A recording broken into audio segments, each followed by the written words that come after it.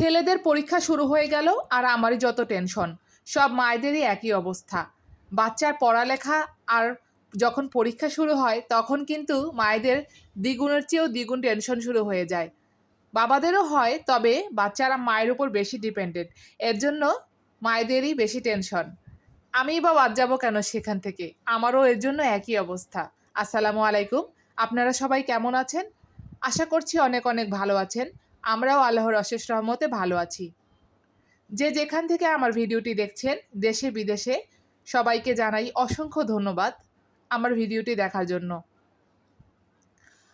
আর স্কুলে দিয়ে আসার সময় ছোট ছেলেকে দেখলাম যে একদম তাজা ফ্রেশ কলমি শাক।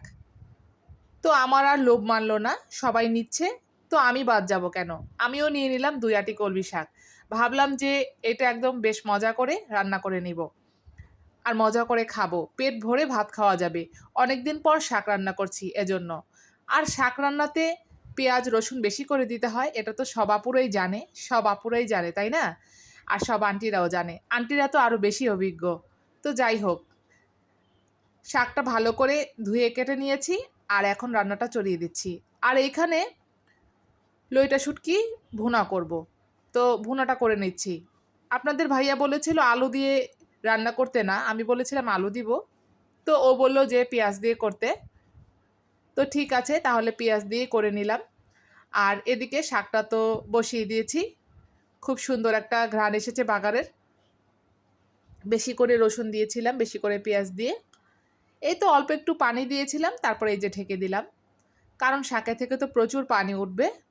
আর এদিকে আরেক চুলায় শুটকি তো হচ্ছে। তো যাই হোক, এই ফাঁকে আরেকটা কথা বলে রাখি, আমার ভিডিও যদি আপনাদের ভালো লেগে থাকে তাহলে লাইক কমেন্ট শেয়ার করতে ভুলবেন না প্লিজ। সবাই সাবস্ক্রাইব করে দিবেন আর লাইক দিয়ে দিবেন। লাইক দিয়ে আমার পাশে থাকবেন, সাবস্ক্রাইব করে দিয়ে আমার পাশে থাকবেন। আর আপনাদের একটা লাইক কিন্তু আমার জন্য অনেক কিছু। আপনাদের একটা লাইক আমার আরও অন্যান্য আপু ভাইয়া এবং আন্টিদের কাছে পৌঁছে দেবে আমার ভিডিওটি।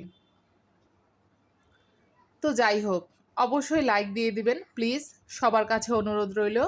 আর অবশ্যই ভালো লাগলে সাবস্ক্রাইব করে দিবেন। সাবস্ক্রাইব করে দিলে আমার ভিডিওটি ছাড়ার সময়, আপলোড করার পর আপনাদের নোটিফিকেশনে সাথে সাথে চলে যাবে। আর এই যে কাজ করে যে আমার বাসায় খালা, আমি তাকে খালাই বলি, উনি সুন্দর করে কাপড় চোপড় ধুয়ে দিয়ে গেছে। আর এইখানে পেছনে এসে দেখি সাফিন আমাকে ফলো করছিল। তো যাই হোক, সাফিন পরীক্ষা দিচ্ছে, আলহামদুলিল্লাহ মাশাল্লাহ। সবাই সাফিনের জন্য, সাইমের জন্য দোয়া করবেন, ওরা যেন সুস্থ থাকে, ভালো থাকে। আর এদিকে সব কাজকর্ম আমি শেষ করে নিয়েছি অফ ক্যামেরাতে, মানে বাসা গুছিয়ে নিয়েছি আর কি। তারপরে এই যে আমি ভাতটা খেয়ে নিচ্ছি, আর ছেলেরা তো ভাত খেয়েছে সাথে সাথেই রান্না হয়ে যাওয়ার পরে। তো অনেক দিন পর কলমি শাক আর লইটা শুটকি ভুনা, দুইটাই কিন্তু অনেক দিন পর রান্না করেছি, তো মজা করে খাবো ভাতটা। তো সব কিছু মিলে আলহামদুলিল্লাহ, যে যেরকম অবস্থায় আছি একবার আমরা আলহামদুলিল্লাহ বলি, তাহলে কিন্তু আল্লাহ তাআলা অনেক খুশি হবে। কারণ হচ্ছে যে আমাদের থেকেও অনেক মানুষ কিন্তু অসহায় আর খারাপ অবস্থায় আছে। তাই আমরা যেখানে যে আছি সবাই আলহামদুলিল্লাহ বলবো, শুকরিয়া করবো আল্লাহর কাছে। আর এদিকে সাইমকে তো আর সাফিনকে তো মিমি দিয়েছিলাম, তো সাফিন তো আগেভাগেই খেয়ে ফেলেছে।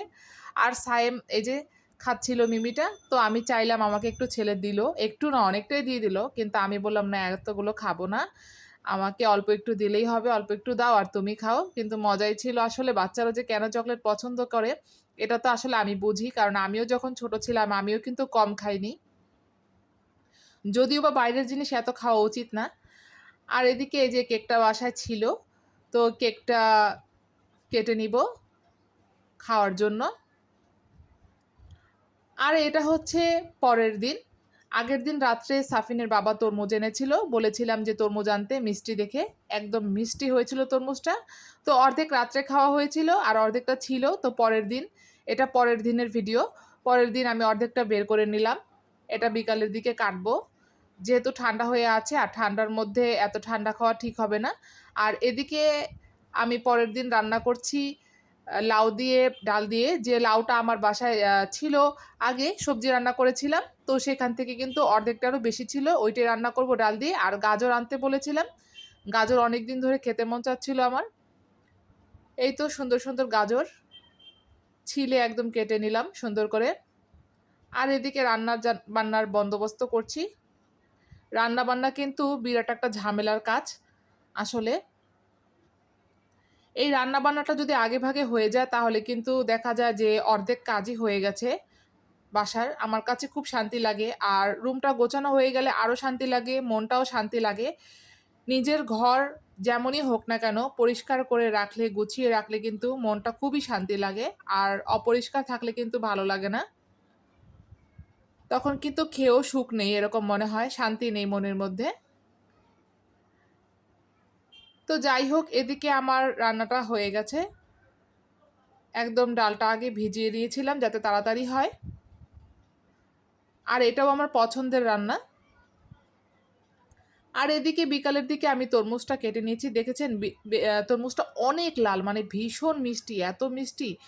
এই বছরে এই প্রথমে এই তরমুজটা খেলাম, মানে মিষ্টি তরমুজটা খেলাম আর কি। আলহামদুলিল্লাহ, খুবই মিষ্টি ছিল। তো সায়েমের হুজুর এসেছে, তো ওনাকে দিচ্ছি আর কি, ছেলেকে ডাক দিয়ে দেব তরমুজ। আর হচ্ছে কলা ছিল বাসায়, তো কলা। এই তো এখন আমি সুন্দর করে ওস্তাদজির জন্য প্লেটটা সাজিয়ে নিলাম, আর সায়েমকে ডাক দিয়ে দিলাম, সায়েম চলে আসলো নিতে। তো কেমন লাগলো ভ্লগটি সবে অবশ্যই জানাবেন, ভালো থাকবেন, আজকে এই পর্যন্তই, আল্লাহ হাফেজ।